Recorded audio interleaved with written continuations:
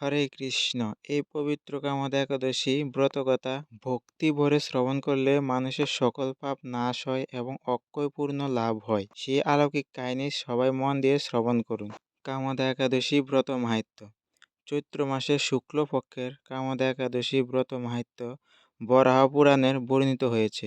মহারাজ যুধিষ্ঠির বললেন, হে বাসুদেব, আপনি কৃপা করে আমার কাছে চৈত্র মাসের শুক্লপক্ষের একাদশী মহিমা কীর্তন করুন। শ্রীকৃষ্ণ বললেন, হে মহারাজ, এই একাদশী ব্রত সম্পর্কে এক বৈচিত্র্য কাহিনী বর্ণনা করেছি, আপনি এক মনে তা শ্রবণ করুন।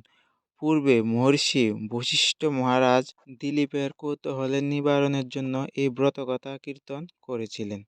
ঋষি বশিষ্ঠ বললেন, হে মহারাজ, চৈত্র মাসের শুক্লপক্ষের একাদশীর নাম কামদা। এই তিথি পাপনাশক ও পূর্ণদায়িনী।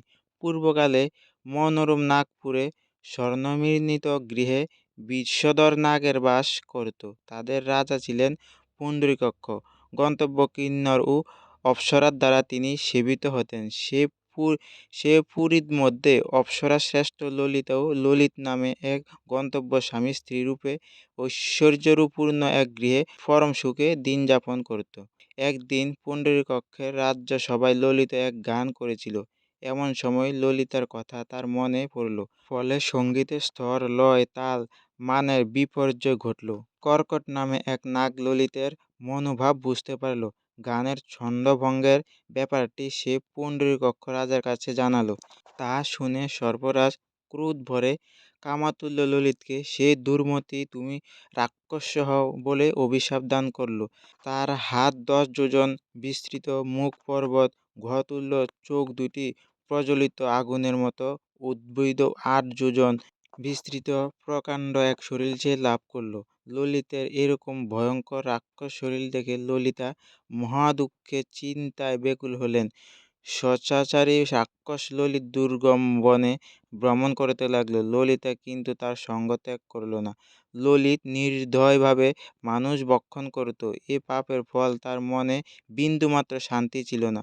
পতির সেই দুরবস্থা দেখে ব্যথিত চিত্তে রোদন করতে করতে ললিতা গভীর বনে প্রবেশ করল।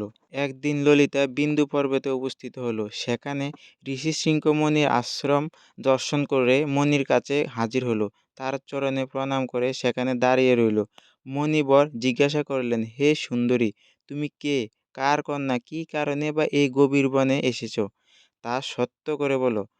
অদুত্তরে ললিতা বলল, হে প্রভু, আমি বীরধনা গন্তব্যের কন্যা। আমার নাম ললিতা।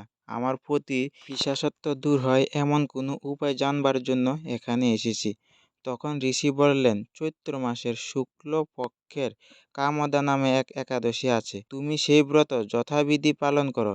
এই ব্রতের পূর্ণ ফল তোমার স্বামীকে অর্পণ করলে তৎক্ষণাৎ তার সমস্ত পাপ বিনষ্ট হবে। বশিষ্ঠ ঋষি বললেন, হে মহারাজ, দিলীপ মণির কথা শুনে ললিতা আনন্দ সহকারে কামদা একাদশী পালন করলেন। তারপর ব্রাহ্মণ ও বাসুদেবের সামনে প্রতির উদ্ধারের জন্য আমি যে কামদা একাদশী ব্রত পালন করেছি তার সমস্ত ফল আমার প্রতির উদ্দেশ্যে অর্পণ করলাম। এই পর্ণের প্রভাবে তার পিশাচত্ব দূর হোক। এ কথা উচ্চারণে মাত্রই ললিত পাপমুক্ত হয়ে দিব্য দেহ প্রাপ্ত হল। পুনরায় গন্তব্য দেহ লাভ করে ললিতার সাথে সে মিলিত হল। তার বিমানে করে গন্ধর্বলোকে গমন করল। হে মহারাজ, দিলীপ এই ব্রত যত্ন সহকারে সকলেরই পালন করা কর্তব্য। এই ব্রত ব্রহ্মহত্যা, পাপ বিনাশক এবং পিশাচত্ব মোচনকারী। এই ব্রত কথা শ্রদ্ধাপূর্বক পাঠ ও শ্রবণে বাজপেয় যজ্ঞের ফল লাভ হয়। ভিডিওটি ভালো লাগলে লাইক দিন এবং আপনার প্রিয়জনদের সাথে শেয়ার করে এই পবিত্র মাহাত্ম্য ছড়িয়ে দিন। হরে কৃষ্ণ। রাধে রাধে।